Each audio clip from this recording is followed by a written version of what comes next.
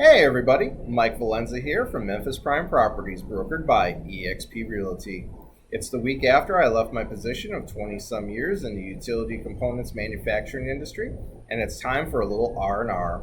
As you can tell from the reflection in the window behind me, I'm someplace warm and tropical looking, which happens to be fabulous Las Vegas, Nevada.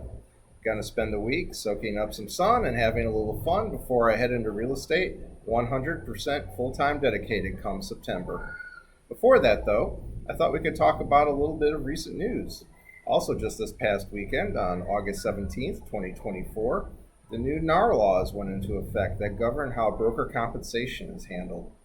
I'm sure a lot of you have been reading on this for the past several months since the DOJ handed down the decision.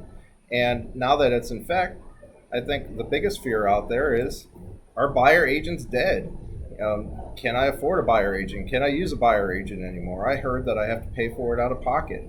Well, that's just simply not always true. In fact, just this past weekend, the day after those rules and regulations went into effect, Wei was able to get a property under contract for her buyer agent, for her buyer client, and she got not only closing costs paid for, but also the professional fees that the buyer would owe to her. So it's not really that big of a change if you understand what truly happened. So, from a buyer perspective, don't be scared. Don't think, oh no, now I have to go it alone, or I have to always call that seller agent because that's the only person I can reach out to without coming out of pocket to pay for it. In many instances, that's not your best move, and I will leave an article I wrote in the description below with a lot of the effects of doing that. It's still in your best interest, in my opinion, to go get a buyer's agent, someone who is a fiduciary for you and will negotiate and be on your side in every aspect of probably one of the largest transactions you will ever make in your lifetime. And I think that's very important. Aside, if you do have to pay some out of pocket for a buyer's agent, wouldn't you rather pay just a small fee for their professional services?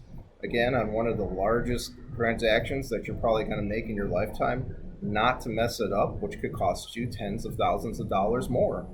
So don't go it alone. My advice and my opinion is buyer's agents are still very relevant.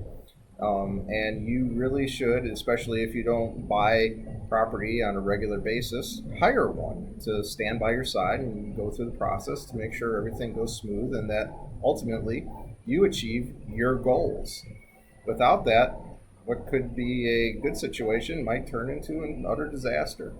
And that's nothing against the people making the purchases, but if you don't do this on a daily basis and you don't know all the ins and outs, it's very easy to stumble and hit a pitfall. And, could you potentially use the person that's selling the house too? Sure, but are they really on your side 100%? Technically, they can't be. If they have a agreement with the seller, they represent the seller. Even if dual agency is disclosed, they have to walk a very fine line where they can't favor either side. So how can they negotiate in your best interest if they can't really tell you what the best thing to do for you is, because it might hurt their other seller client and vice versa? So I really advocate having a separate agent for each side, and it's really not anything different than what was going on before, despite what's all in the news. If you have any additional questions on this, I urge you, just give me a call and read the article I put in the description below. It's well worth your time to do so if you're looking to get into buying property or even selling property. So until next time, see you then.